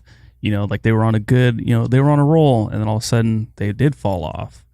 What have you been able to do to kind of like bring them back? I first figure out what caused them to fall off. Like what was it? Did you have an argument or something? Did something happen with your kid, or did you get sick? Yeah, it was maybe a real negative experience, right? Yeah, and then you had to go off for a few days because you had to take care of your kid. Blah blah blah. Okay, well, since that's done now, boom, let's just move right back on, because it doesn't make sense for us to not continue. So I think the biggest thing is just like life happens. Type stuff happens to everybody, to me too. Like there'll probably be a time where something happens, like I won't be able to come here for a little bit, I won't be able to work out for a little bit, but literally after that, when I am able to, I just get back to it. I think that's, to understand life happens, that you can always continue on, I think is the biggest thing. It's not that something happens and then you have to stop or quit. I don't think there's ever a reason to quit. There's times where you'll pivot, but you don't actually ever need to quit. Yeah, because I mean, man, sometimes it's hard to pull yourself out of those dark places, Yeah. And especially once you found something that actually does help you get out of it, and then for some reason you don't want to go back, it sucks. So yeah, that makes a lot of sense to really look inside and figure out, okay, what was it that actually did cause that, and let's fix that. It's not all this other stuff, right? Usually it's a situation that happened that doesn't happen all the time, but sometimes it's okay. So I use the idea of like a kid, or you get sick. Sometimes it's something consistent, like you consistently have a problem with your spouse and it gets you depressed and you don't want to work out for a few days, and that happens weekly. Well, then in that type of case, you got to figure out, either that situation needs to be dealt with, or you need to figure out a way not to let that affect everything else and let everything else go down. And that in itself is difficult, but very possible to work with. I think that you probably have a lot of insight on that, Yeah, for sure. I think, when somebody starts to kind of like fall off, I think if it's someone that you're able to communicate with, I think you need to hear it from them on why, and they need to say it out loud. So if it's somebody that's listening to this right now and they've kind of fallen off, you need to at the very least say it to yourself. You need to say it out loud, write it down. I know it sounds dumb and ridiculous, but you need to understand how dumb and ridiculous your excuse really is. And then you need to kind of unpack it from there and figure out what to do with it. Like, is it a real thing? Is it something, let's say, your kids are in soccer and your day starts at, your work day starts at 5 a.m. and you really you don't know where to put the time in, because you like spending time with your family. You're not going to cut back on that. You only have an hour to yourself each day. So a lot of these things are understandable. And so, how could you get back into it? Well, a couple of things that, if it really seems daunting to get back into it, number one is to peel back how hard it is to actually do it. Like I said, with my cousin wearing her gym clothes to bed, so she's ready to just pop up in the morning and go to the gym. How can you make it as simple as possible? Maybe it means you get a piece of exercise equipment, or you have some sort of regimen that you watch on an app or something, and it's just in your own home. It's just, it's just right there. And I realize a lot of people buy stuff and then it ends up, just collecting dust. They don't really ever, they have the intentions of using it and they never get around to it. But you want to figure out what's going to be something that's going to lower the level of entry for me to actually be doing this. And then you also need to think about how important is it to you and why. Like, what are you doing it for? What are some of the reasons that you're doing this for? But I think the number one thing is to just simply write write it down. We write down so many things like, hold on a second. You want to do something October 7th? Hold on. I got to put it in my phone, right? If we want to do something specific on a certain day, what do? We put it in our phone. But when it comes to eating and when it comes to training, for some reason, those things aren't written down. And I think if you're newish to the game, I think it's really wise that you write it down, because when you have a call at 12 o'clock at work, what happens at 12 o'clock? You get on a call, right? Mm-hmm. And there's not a lot of excuses on why you didn't get on the call, and there's not a lot of reasons on why it didn't work out. So I think it's as simple. I realize that you may not want to do it, but I would say for yourself, it's probably kind of rare that it's like really a question mark on whether you're going to train. Now, when you're thinking about tomorrow, you might be like, I'm not sure when I'm going to train yet. But before you go to bed tonight, I would imagine that you have it worked out. Yeah, usually. And it's just like an about time, right? You're like, I'm between like 12 and 2 is when I'm going to go in the gym and do this, right? Yeah, well, every day for jiu-jitsu is set, and I usually have a schedule for when I'm going to hit the gym before jiu-jitsu or on my off days from it. So it's always, I know when I'm going to go. But I was saying is like, even when I know it, if I'm not, like I know what I'm going to do, but if I'm not mentally there, meaning that if I got 4 hours of sleep or something, I'm sorry for hammering those people, but if I got like 4 hours of sleep the next day, I find it difficult because I'm not feeling that great to, okay, I'm going to go, but I feel like shit. Or sometimes I don't go because I feel like shit because I didn't prepare myself to feel good on the day. So that's what I'm saying. Like, if you don't prepare yourself to feel good, you're then fighting yourself to actually feel good to go in and do it. Not that it's always going to feel good. That's not what I'm saying. Right. But you might as well have yourself or put yourself in a situation where you're most likely not going to fail, rather than continuously putting yourself in situations where it comes back to, or there's a resistance that you actually continuously have to fight against because you're not prepared. Right. Like thinking that you're going to go and work out at 7 p.m. on Friday night when you know that you like to, start to get ready to go out because you had a hard week or whatever your situation is, whatever that thing is, you got to figure out a way to, really dodge it, because it's easy to fall downhill, especially if you get injured. If you separate a collarbone or you break your wrist, or a lot of these things happen, right? And it's like, I've seen a lot of people gain 10, 20, 30 pounds from that. And then it's like, they're talking about it and it was 2 years ago. Mm-hmm. They're like, yeah, man, I gained that weight and the thing to do at that moment is to think, focus in on the things that you can do. The things that you can't do, there's nothing we can do about that, unfortunately. But okay, you broke your wrist. What are 3 productive exercises we can do in the gym? Or what are just 2 good ways that you're going to work on getting some exercise over the next several weeks? Okay, we can walk, and it sounds like you can do most stuff with like your legs in the gym, and you can always do leg extensions. You always do leg curls. Mm-hmm. One of the reasons why I love strength training so much, and one of the reasons why I'm sharing this message of lift through it, I think that, you can lift your way through anything, but the cool part is that anyone can do that because we all possess the ability to lift. I've seen people without arms. I've seen people without legs. I've seen people with all kinds of crazy things, and everyone's able to take whatever resistance their own body has and add resistance to it and lift more, and it will make you feel better consistently. So even just knowing that and holding on to that notion that this is in my best interest, I need to figure out a way to make this part of my life. Understanding that at all times is really important. Yeah. When I was younger, I think it was either when I was 16 or 17, because I found myself like focusing on really negative things continuously. I took some Post-it notes and I put it in like my room, put it in the bathroom. I put it downstairs bathroom, and it was a question saying, what are you grateful for? And the main reason I did that was because I found myself just thinking of all the shit that was wrong at the time and all the shit that was going wrong, rather than all the things that I had, which were great. Like, I had a mother, I had a bed, I had, like, my body was working the way it should, right? I had all these good things, and for some reason I kept focusing on these dumb, small, negative things. What made you do that? Was it like a video from Tony Robbins or something? I think it was a video from Tony Robbins because he mentioned that. Yeah, he has stuff like that. Yeah. Yeah. That's awesome. And That's then, cool. yeah. So like when I did that for so long that nowadays when those things happen, like I get an injury or things aren't going my way in relationship or anything happens, I immediately go to what's good.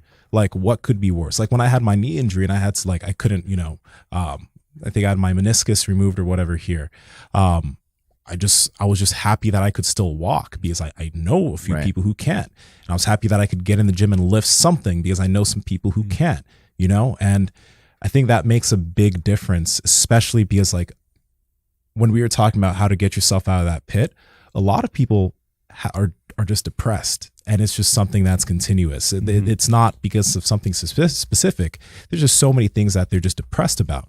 And for me, I think that I could have very well fallen into that if my mind didn't work the way it does right now. If I wasn't always like having the idea of something negative and then boom, what are you grateful for though? Like what's going good? Shit, a lot's going good. So then what's the big deal? Like that's literally the shift that happens now because like you were talking about writing things down. That's what made me remember this. Yeah. Like to force myself to think that way.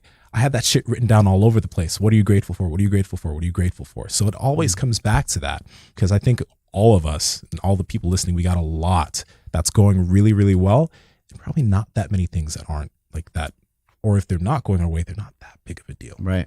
If you're struggling with stuff, you probably just need to unload on somebody too.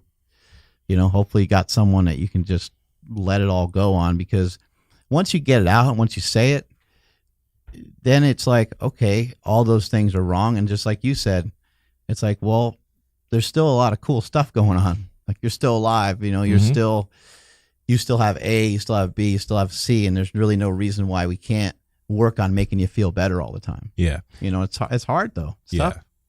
And then the lifting thing though, I think we were talking about this the other day, or the lift through it aspect. Literally, I can't think of anything since I was like 13 or whatever. I can't think of anything that hasn't gone wrong that I haven't just gone to the gym and just sweated out for.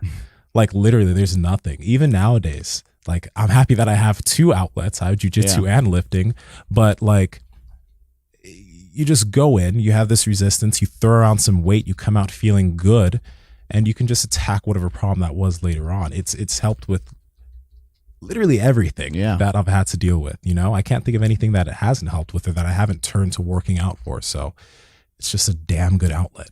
Something that I think maybe Tom mentioned, he said he normally is like kind of fidgety, and he's like, I didn't even have a choice. I just like fell asleep because he went to jiu-jitsu. Yeah. That's kind of an interesting thing. Like just work it all out of you. What's all the crap that's inside you that's not feeling great? Mm-hmm. Go work yourself, to near death, and you won't have the energy to really, react or work that way anymore. You just won't be as tense. Yeah. You know what I mean? I think that's a big thing. Like be relaxed. Exactly. When I get out of here, I'm not tense. I'm relaxed because I feel good because I just worked out. I just sweated out. Same thing with jiu-jitsu. If I know the reason why these habits are so strong for me isn't just because I've done it for a long time, but I know what I'm like when I'm not able to have those outlets. I know the type of person that I turn into. I'm not as happy. And this will be even nowadays. If there is a time that I'm not able to get to the gym a few days, it sucks to say. I feel like, honestly, I think it sounds kind of immature even to myself, but I'm not as happy. I'm not smiling as much. Right. I'm not fun to be around. I'm kind of a grouch. And it's not like I'll unload that on other people around me, but I really just don't feel good. I won't feel like a whole human being if I don't have something to let it out with, whether it be in here, whether it be on the mats. Do you find that fasting helps get rid of some of that grouchiness? No. Fasting's nice. No, that's what I mean, like get rid of, like to help like aid any of those symptoms.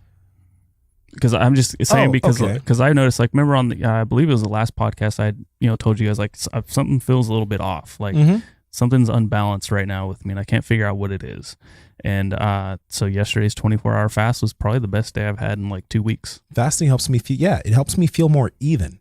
Like, it does help me feel more even during the day because I'm not like focusing on food and stuff. So there's definitely that mood benefit. But if I was fasting and I didn't have anything to lift, or I didn't have any working out, I'd still feel crappy and I'd have no food. Yeah, double negative. That just sounds horrible to me. Yeah. But yeah, that's why it's such a strong habit that I'm going to maintain, just because I know how good I feel with it. So why the hell would I not do it? Right. Yeah. And yesterday, that was also part of it. Is I woke up super early. I knew I wasn't going to eat, so I didn't have to worry about like packing my food or like, stressing about, do I have food here? And then we had an awesome leg workout and felt great. And I just carried that momentum throughout the rest of the day. And like I told you guys earlier, like as soon as I touched the pillow last night, I passed out. So it's like momentum still rolling today. No, that's good. Yeah. And Mind Bullet helped. Yeah. I'm on 3 of those pills and some ketones. Floating. It's really hard to like let shit go, and so like we'll talk about the flip side of this a little bit. We're all kind of fearful that we'll fall into that pit, and that we won't be able to get back out of it. We're worried that we're gonna like fall into a slump. Like lifting has been such a part of everything for me that I can't even imagine like what scenario would happen where I didn't lift for 7, 8, 10, 12, 14 days. I mean, I've been doing this since I was 12, and I never looked back. I never really stopped. I think like the longest layoff I had was like 4 or 5 days from maybe more like 7 days from an actual gym. But there's always some exercise, some like walking. There's always something. There's always something going on. But I think that when you're so overly worried about like if you're gonna kind of fall back into that pit, or if you're worried that you're gonna slide downhill, you probably will. And so it's a really weird thing. You need to like not desire that you need to not desire the thing that you're fearful of. Yeah. But you also need to be cool with it.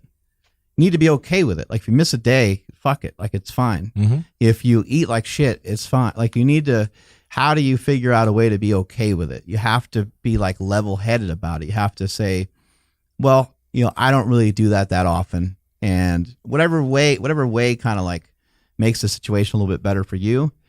And I think you need to figure out a way to be okay with it. But now you got to figure out a way to get yourself, okay, I did that. That was enjoyable. That was fun. And now I need to kind of, cruise back over this way. But something you should know is like, if you feel like shit and you're sad and you're upset, eating like shit is not going to help. It's probably going to make the problem worse. Having a drink, same thing. Doing it for a day, probably cool. It might help a little bit. It might actually feel pretty good. Having that ice cream, having that treat or whatever the thing is, that might actually help. But doing it for days on end probably is going to not lead to the results you're looking for. Not training is going to make you feel like shit too. You're going to really get in a bad slump. And so you need a little bit of both. You need to figure out a way to be okay with it and a way to not be okay with it. Yeah. Do you remember a time when you've had to take off what's a long period of having to take off training for you, or that's happened to you? No, I don't really know. Like every time I've ever been hurt and stuff, I've always just thought like, what are some things that I can do? What can I do in the gym? Yeah. It's like, okay, that's taken away. I can't do that, but I can do this. So, even when I fell, when I fell with 1,085 and that damn near killed me, I got to the gym probably about 2 or 3 days later, like just to get in there and I was like, what could I do? And so I actually, the funny thing is I was like, oh, I think I can like mess around with some benching. And then I like hurt my shoulder because my whole body was like too messed up. Yeah. But I still went. And even after I hurt my shoulder, I still went. But to show you guys how important it is to stay connected to your fitness, I'll share this story with you. And this one's a wild one. And I can't wait to film this because it's pretty intense. So Jason Khalipa, who we all hold in high admiration, he's going to level up even further after I tell you this story. Jason's daughter, Ava, unfortunately had leukemia, and she was in a really bad spot a few years ago. Jason recognized right away how important it was for him to stay involved in his fitness journey. He communicated with the people that he works with, and he said, listen, I'm out. Can't work. I just don't contact me for anything. Like, this is our focus. This is my family's focus. And he said it in a nicer way than that because he's Jason Khalipa. But he basically said, I can't run the company. I can't be part of it. I can't be part of NC Fit. I'm out. So he went to the hospital with his daughter. He and his wife were communicating a lot about what was going on, and a lot of people were crying. A lot of people were super upset. And Jason's wife said, "Hey, listen, I know we're all sad, and I know it's a really unfortunate situation, but no more crying." She said, "We're not crying anymore. Not inside the hospital. If you want to cry, you go outside. Go for like a crying like walk. Go outside and cry." It's like that's where you're going to do that stuff. The family is so strong. I mean, there's a bunch of incidences where they were able to be strong for each other and stuff that are just really, really cool. But this part is amazing, and this is the ultimate meathead move of all time. Jason loaded up his pickup truck with a bunch of gear, loaded up with weights, loaded up with weight vests, loaded up with bands, loaded up with whatever he could grab a hold of from his many, many gyms, the medicine balls, all that stuff, stuffed it in his truck, parked his truck at the hospital, left his truck there every day. And every time he and his wife would go to these appointments with Ava, he would hop out of his car, go into the back of his truck, and fucking train. And that training helped him, helped his wife was exercising. I think she still exercises too, but all of that helped that family gel together, stay together through that shit. So it just goes to show you, like, it's not gonna make you feel better to not do it. Yeah. And it's not going to make you feel worse to do it. So you need to figure out a way to do, you need to figure out a way to go and lift and go and get that exercise. And it's that important. It does that much for you. It's crazy. Damn. That's pretty legit, isn't it? Yeah. That's pretty damn cool. I didn't know that part of the story. Yeah. No, he's a nutcase. We know that. Yeah. He's definitely, he's definitely out there, but he knew if he knew at that moment that could have been an opportunity for him to be like, you know what, I'm done with everything. I'm focusing on my daughter. I'm focusing, but he knew that how could he be of service to anybody? How could he help anybody if he wasn't himself? Right. If he's not strong enough, he doesn't have a base anymore. His base is fitness. His base is being a competitor. His base is making himself better every day. Mm-hmm. Now he just lets himself completely go and starts eating donuts and fast food, and like, that's just not going to work. Yeah. It's just not going to work. He's not going to be able to be there for anybody. That was heavy. Yeah. Yeah. It was a little heavy, but I just think it's important for people to understand, like, there's not a situation or scenario that should really take you out of the game for very, very long, and if there is, don't go beating yourself up over it. Figure out a way, when you watch like Biggest Loser and you see people crying because they're fat. Sometimes I think someone who's not empathetic towards that or has never been there, they're thinking, why in the world is this person crying because they're fat? Like, don't they know that they're fat? Like, are they recognizing on this day that they're fat? Is this the first time they're hearing this news? Sometimes you'll hear somebody say, oh man, I saw this picture of myself one time and I couldn't believe how fat I got. And you're kind of like, really? Like, you're kind of puzzled by it, right? Being fat is not something that happens overnight. It takes a long time. But I think what people are upset about is they're just ashamed that they let themselves get in that situation. Mm-hmm. And it's a weird thing, but it's your moral obligation every single day to work on yourself and to try to make yourself better. And the reason why I know that is, and the reason why I think it's a fact, is because in your heart when you do something wrong, you like feel it. Yeah. Like it like hurts. Like it's not the right decision. Like you fucked up. You made a bad decision.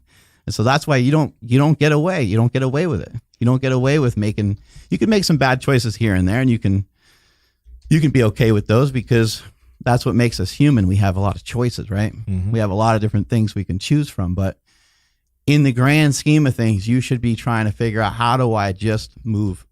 How do I inch forward? Like, this sucks, that sucks, that sucks, that sucks. Okay, this thing sucks less. I'm trying that. Yeah. This other thing sucks less. I'm doing that. Okay, this is pretty good. Okay, this is pretty cool. Okay, now I got momentum. Mm-hmm. That's the way you gotta be. That's the way you gotta be. And that's what I've gotten from lifting for over the years. Yeah. I think it's something, whether it's lifting or any type of physical activity that you can do, I think it'd be even stronger having a community here. Like, I think because I used to just lift on my own for most of my life. I lifted on my own, and it's very different. It's much better that I lift here at ST because I have something to look forward to. Andrew's talking about how we feel spoiled having like it's hard to lift on your own after lifting with a group. I think it's because of me, isn't it? Yeah. I'll wake Mark. up at 2:45 a.m. for nothing. But I mean, for myself, like when I was mentioning that, if I take a few days off, I start to feel a little like I know the full blow of what that could be. Cause like there was a period when I was younger when I couldn't lift and I was just bad. Like I was just like that was like literal depression because I didn't want to do anything. I didn't want to like leave the house. I didn't want to go to school. I didn't want to talk to people. Your knees or something? That was because of that. I couldn't. That was before I started lifting because I couldn't play soccer anymore. So soccer was my physical outlet. But when I had no outlet, literally, that was what depression is. Did you not understand what it was at first? Where you're like, why am I? Yeah, and neither did my Why am I mom. so pissed all the time? Yeah, and neither did my mom because I was mad. I was sad. I was quiet, and I was not a quiet kid. Like I was never a quiet kid up until that point. But that was like that few months. That was literal depression. And I know that if I don't have some type of outlet, that probably will happen to me again. You know what I mean? So like for me, like I think that there are a lot of people that have that, right?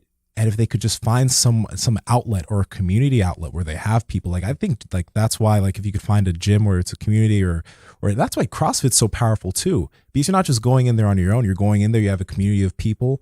You have people that are calling you back when you're not there. Like it forces you to continue to go. And if you can get that, then damn, that can help a lot of people out with clinical depression.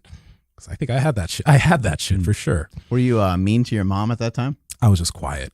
And no, that's the thing. I was never mean to my mom. Just angry and quiet. I was just quiet and I kept to myself. I didn't talk to anybody. When I went to school, I didn't talk to anybody either. I just went to school, came home. I was quiet and I was sad, you know, and that wasn't normal for me because I was that kid who was bouncing off walls. But when I didn't have anything to do physically because I couldn't, that kid turned into something else. It's such a hard spot to be, I think, especially when you're young because you don't know what it is. And you're like, I'm broken. Like, what's wrong with me? You know, and so here we are. Like, I'm telling you how you got to be better, which probably if you're on the other side of it, you're probably like, how the fuck am I going to do that? I can't even, you know, I don't even have the motivation to wake up and watch TV, you know? The cool thing is that once you start to make some progress, it actually all becomes a little simpler. It doesn't have to be so hard. It doesn't have to always be this crazy challenge. But it's just trying to get a little bit better every day and trying to find something you can hold on to, trying to find what is it that you can hold on to. Do you like music? Do you like riding a bike? If you're an older person, what did you used to like to do? Like is there some sort of nostalgic thing you used to like to ride your motorcycle or you used to like to ride your bike with your friends or like what? Find something. You know, find something that you can do because it's the actual act of doing something that's going to progress you forward. I think that's why lifting's so great because like I didn't have really much use of like leg stuff back then, but I could still do a hell of a lot of upper body. I could still build up a sweat. I could still get some work in. That's what fixed me. Is that the story like, of your literally. biceps? Might be. Maybe. I think that has a bit to do with 10 sets of 10 biceps. Yeah. But like you could always find something to do in the gym, man. Right. You know, it doesn't need, you can't bench, fucking go do some leg work. Right. You know, that'll make you feel tired. That'll build up a sweat. That'll put some work in. Well, nothing feels like lifting. Nothing feels like exercise.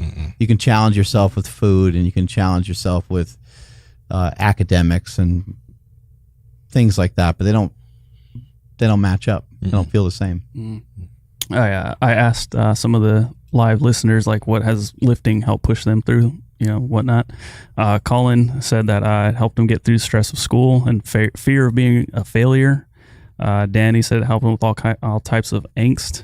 And then my buddy Mo, everybody needs a buddy named Mo, by the way. What's up, Mo? Yeah. Mo Bamba. It helped him get through dealing with his mom having cancer. Damn. Wow. Yeah, which she fought it and she's now on the other side. So that's two positives there. Wow. But yeah, so similar to like Khalipa's story, right? Like the worst thing you think of, right? Something with a family member that you can't do anything with, but live through it and everything got better. something else to think about. Like if you're in the iron game and you recognize that somebody made some progress, you got to give them some props, because I mentioned how motivation can be fleeting.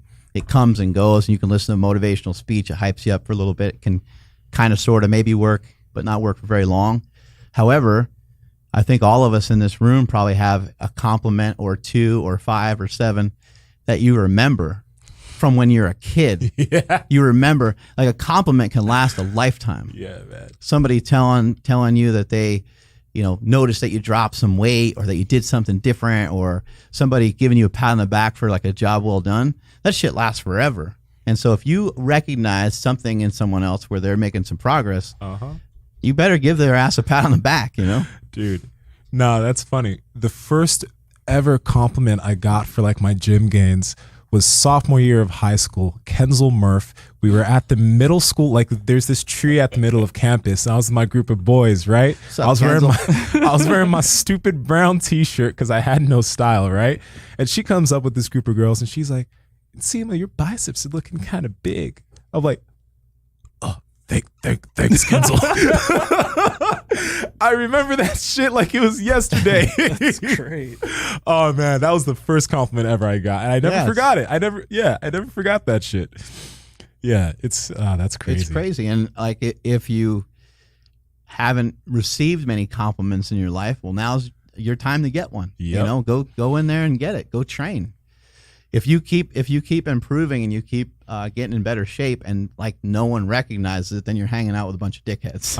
Yeah. Someone is going to recognize it, and that feeling is so different from anything you would experience from anything else. You're not going to really. You might get it from some sporting events and some things like that, but like having somebody notice that you got like stronger, or that you did, you lost some weight or something, is a really, really powerful thing. Mm-hmm. It's damn cool. Yeah, it really makes you keep going. The flip side of it's not good though. What's the flip side? Somebody puts you down. That's not good. Whew. Yeah, no, those are rough to deal with. I mean, those could last a lifetime too. Unfortunately, those could be kind of scars. But sometimes I think I've heard it both ways. I've heard people say, what you said was interesting right there, and then another friend of mine said a girl said that her and her friends thought he was hot, and he always thought he was ugly, and it like changed everything for him forever. And he like. He said you could cut to like a Rocky montage, and he's like always training and everything. And, it just shows you like how sensitive and how fragile we are as people. That really shouldn't be the case, because that person saying that your biceps look good. Now, you're also really young and impressionable stuff, but like that shouldn't fucking matter at all. It should, because not one thing changed. Your arms didn't get bigger when she said that or anything. Yeah, nothing really happened, right? But it gives you that boost. It gives you a good spark, and that spark can turn into something. Yeah. And then you could be here, 15 years later, still training. On that note, if y'all know somebody who's out there working their ass off in your life, and they're in the gym and they're training, give them a compliment. Yeah. Seriously, give them a compliment. It won't hurt. It won't hurt you that bad. It won't hurt you that bad. And ooh, will they feel good? That little boost could be that thing. That Nsima, your biceps are big. That gets you continuing to train. Just keeps echoing in your head. Biceps are big. Biceps are big. Biceps are big. Biceps are big. Seriously, man, a compliment goes a long way. That's crazy. That's so crazy. They last forever, man. I don't get many compliments from the wifey, but when I do, they mean something, because she doesn't throw out compliments very often. Yeah. I'm different. I'm like, I don't know. I'm very like lovey-dovey, like hugging and kissing, and like, I'll tell her she's pretty every single day, and I think she just thinks I'm a pervert, so, or she knows I'm a pervert. Actually, I think it's been confirmed at this point. Well, we all know that. Yeah, everybody knows that. Yeah, but she, it's rare for her to like. She's not going to just give me a compliment for something, but if something does happen and she gives me a compliment, boom, it gives me a boost. So you can even get it. It can even be from like a spouse, or it could be from a family member, a brother or sister, someone that you see all the time. Mm-hmm. It doesn't have to be just from your friends and stuff like that. You can get a compliment from just about anywhere, Yeah. Yeah. My grandma actually told me I was getting too small. Yeah. Because like she. Listen, Grandma. Okay, we got some problems here. No, man, that was recent. She's like, Nsima Bong, you're losing weight. You need to eat more. I'm like, Grandma, I'm still big. She's like, you have no fat on your bones. She's so cute. That's But awesome. Yeah. I need to eat more. But see, yeah, that could be motivation too. And I've had some friends get knocked down before, where somebody in not so nice terms said that they were fat, and they weren't even really meaning to say that they were fat, but just by the way that they said it, they said that they were fat. And then that person, like, immediately came to me and was like, I need to fix my shit. I need to figure this out. Yeah. Now that is really negative, but like, what a good job by that person taking that negative and saying, you know what? That was negative. That hurt me. That sucks. But I recognize that to be true, and I'm going to fucking change it. Like, that's the best part of that right there. Yeah. Man, I'm curious. Like, if, like, let's say, you're part of a friends group, right? And there's that one friend that, like, you can tell they're going down, and maybe they're getting really out of shape. How would you approach that? Like, how would you say, hey, bro, like, Yeah. how would you do that? Man. Just show him Nsima's Instagram, just every day to send it over. Because obviously you want to talk to the person about, like, maybe something's going on in their life or whatever. But if it's been a while and you're like, they're off there, how do you, as someone who's close, try to tell this person without seriously hurting their feelings? Because I think either way, it's going to hurt their feelings. I think that there's no two ways about that. You will hurt their feelings. What is the nicest way of going about it? Yeah, man, that's a tough one. You want to be able to try to attack it, straightforward, and just say, hey, like, I've been noticing it looks like you're gaining some weight. If you ever need any help, I know a bunch of stuff on that topic. I can help you out, or I can, if you're someone who's not knowledgeable, maybe you say, hey, I can point you in some good directions, some things that I feel worked pretty good for me. It's just hard. You don't ever talk about stuff like that. So it's a difficult thing to bring up in the first place. But I've done that many times to people that aren't even looking for it, just because, like, it's like a little bit of my personality. I'm just going to try to share stuff with people. Well, I kind of think, and this is like super arrogant of me, but I kind of think like I have a good idea that this is going to make that person feel better. And like, I don't know what's best in people's life, right? Like nobody does. But I'm thinking to myself, if this person felt some of this, I think it would work really well for them, and they would feel awesome. So like, that's all I'm ever really trying to do. But then, at the same time, it's like, how you just tell someone, hey man, you're fat. Yeah, do it like Cole Robinson. Yeah. Oh, yo, people, if you haven't listened to that episode, please go listen to that episode right now. But chances are you have, but if you haven't, it was literally the last episode that we just had. Cole Robinson. That snake diet. The snake diet. That was great. I got a good walk in today. Did an hour walk today, and then I think An hour? a couple days ago, did like a 90-minute walk. Yeah. Where? You just walk? Well, just like in my neighborhood, it's actually really cool. There's like a lot of trails and stuff. Davis is like the bike capital of the world, so there's trails everywhere. And I don't know if I know how to ride a bike anymore, but I do know how to walk. So just put on the old walking shoes and got to walking. But I'm enjoying it. It's definitely an old guy thing to be walking around. But people that struggle with losing weight, I think that walking is the number one place to start. I don't even think starting with food is even like an option sometimes for people, because they're so addicted to food. And so if you really just been so up and down with your food, maybe you can get on a schedule where you get some walking in, and that could be a start. And then maybe over time you could figure out, how do I, take out some of this bullshit out of my diet here and there. Yeah, walking, man, is... Oh, go ahead, Andrew. No, I was just saying, like, I was reading an article the other day about how, like, walking is actually, like, a very high cognitive, what's it called? Like, demanding thing to do. Right. We think of it as walking, like, I can just walk wherever. But, like, there's something in your brain where, like, you have to avoid obstacles, and you got to, stand upright and one foot in front of the other. It's automatic to us, but our brain is still actually doing quite a bit. And it was just saying, like, how it's very beneficial, like, even for just your brain. Yeah, I saw the same thing. It was amazing. And talked about how it's good for creativity and all kinds of stuff. I need to well, creativity actually makes a lot of sense. Like, I have this little notebook that I take with me on walks, and honestly, out of like a lot of the stuff, a lot of the habits that I've built from us talking on these shows, I think one of the biggest ones has been taking like multiple daily walks. Because it's not like, I mean, I'm able to come up with a lot of good ideas on those, but also it just feels damn good.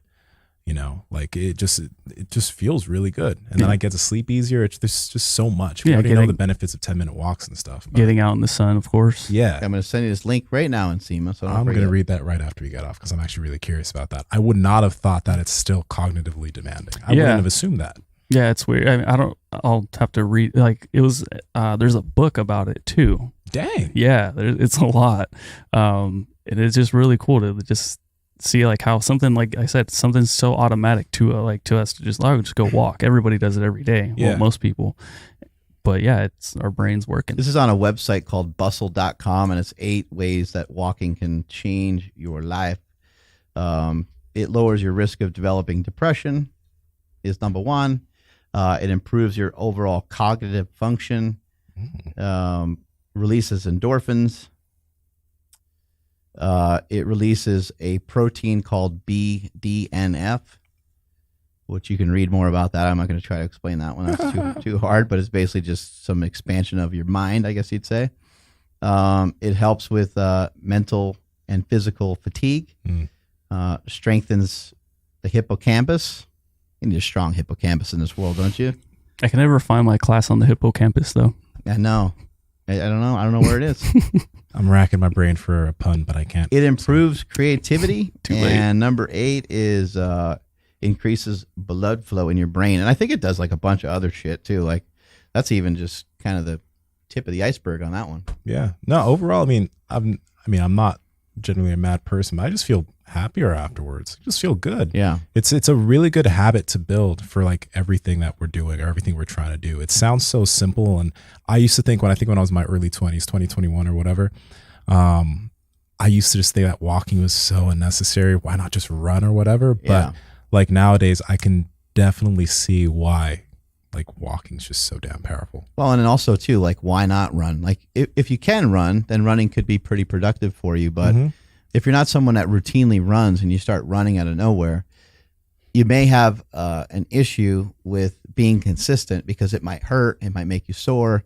Walking, it's just very clear. The human body is very well designed to handle large amounts of walking, frequent amounts of walking, so you can walk often and you can kind of consistently and constantly burn calories. If you're to go try to run and you tweak something or get hurt. Now, if you don't tweak something or get hurt and you run, then running can be great for you. And running, I have a lot of friends who are like, I don't even really run for my body, it's for my brain. Yeah. They just love the way it feels. I never got into running that way personally, but that's the way I look at walking though. That's the thing. I don't like the nice little caloric burn. That's a nice little plus on the side, but it's just so good for my mind. It's so good for my mood. It's so good for all of that like, damn, I just want to walk for that. Caloric burn. Cool. But grab somebody to go with you too. Yeah. Have a buddy, have a friend. I walk with my dad a lot, walk with my kids a lot. It's awesome. What else we got, Andrew?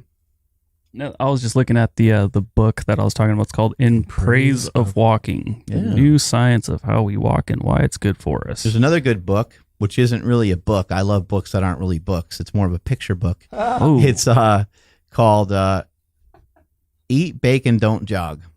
That book is really awesome. It's like a manual. It's eat bacon or eat bake and? Eat bacon. Yeah. Like you're eating, fucking things of bacon. Yeah. Eat bacon, don't jog. Is that about like keto? Kinda. The guy just basically talks about how it's really cool because it's like a good Kickstarter for some nutrition, but he talks about the importance of walking. And he talks about a lot of myths in fitness. I don't know, it's really well done. It's like a unique look at fitness, but he's basically just saying, look, man, exercise doesn't need to be hard. You should be walking. He does talk about like lifting. He talks about a couple other things in there, and he references all these fats, all these foods that are high in fat that just taste really good. And he's just encouraging you to eat them. He's like, avocados are delicious. Cheese is really good. Bacon's really good.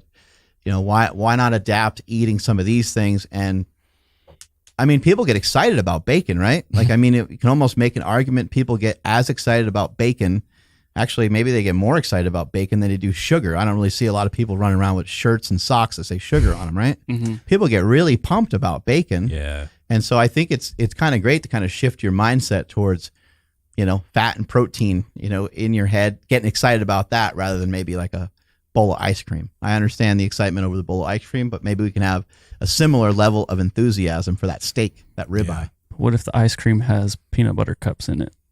What if the hamburger has peanut butter on it? Remember that? Yeah. Matt Still Schweitzer saying a haven't tried it peanut yet. peanut butter hamburger. You know what I did the other day, guys? Oh, You you got down with some peanut butter.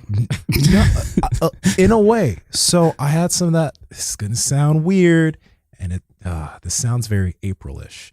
But what I did was I had some of that Piedmontese ground beef 80-20 with some rice, and then there's some peanut butter. So I'm just like, what would April do? So I took some peanut butter and I put it in, and I mixed it up. Right, I swirled it up, and I ate it, and it was pretty good. It was probably kind of awesome. It was pretty good. Did you have? Jess, I'm joking. He's only saying that because you're right here. Did you still like pile on a bunch of salt too? There was a bit of salt in there. Yeah, that was the weird thing. I was like, I had salt in there, and I put some peanut butter, and I was like, it's good. It was good. I like the sound effects. I know. That's like Thai food though. Like Thai food, sometimes they have like peanut butter, like with the skewers and stuff like that, and some of the sauces have like peanut butter. And they're really good. Yeah. Really good. April, I'm playing. Okay, I'm playing. It's a Same joke. April actually brought in Thai food for everybody on Friday when most of the people were on vacation. What? Aww. And I was like, I've never had Thai food. And then, Really? Yeah. And then, Well- but then Cooper over here in the warehouse was like, it's kind of like Chinese food, but less good. And I was like, all right. Oh, Thai food's dope. I don't know about that. Well, compared to his Panda Express, I would say that the Panda Express looked way better. Nah. Yeah, but Thai food can be fairly healthy. It actually can be. Yeah. It can Oh, be. that makes sense then. Yeah. Nah, because they pack it like. No, I'd say Thai food beats the shit out of Chinese food. Because what's that the sauce in the bowl, Jess? It's like The sauce. they have different like sauces with meats that you pour on top of rice, and they're Oh, different yeah, colors, like red and green and whatever. there's a red curry and a It's just simple red curry. Yeah. red That shit's curry, yellow good. curry. Yeah, I say that's better than Chinese food any day. yeah.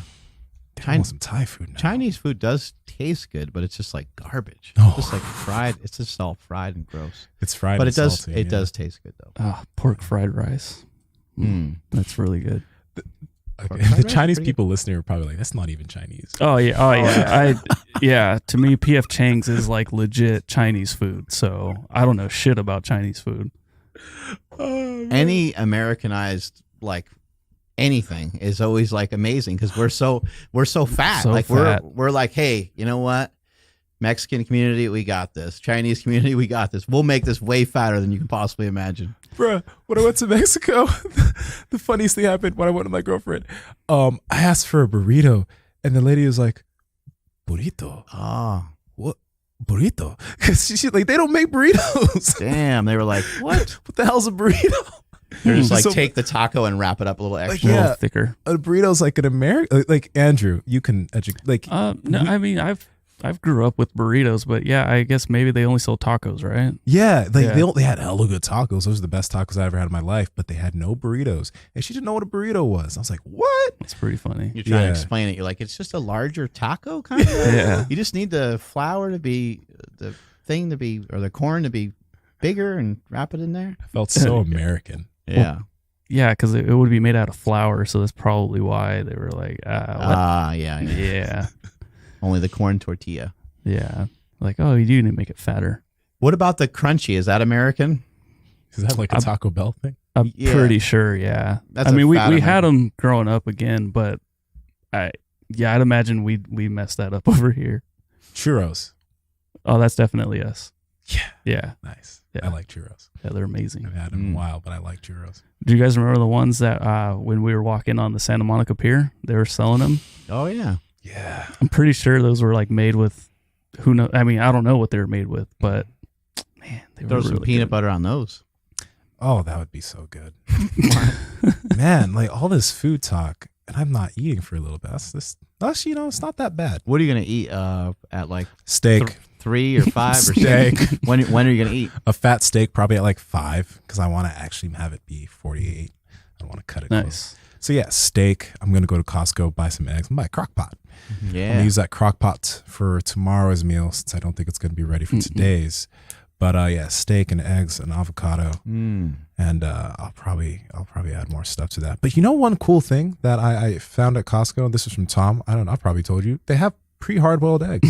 Oh yeah, that's great. Convenient. Convenient. I didn't realize how awesome those were. Right. And they're like, I thought that They're they'd be cooked more well. expensive. They're cooked well. Yeah, they're not the center's not like all overly cooked. Yeah. Perfect. Yeah. It's perfect. I thought they'd be more expensive than normal eggs, but they're not. No. They're the same price, if not a little bit cheaper for a pack of 24. Dude, what's Costco doing? How I are they don't know. doing it?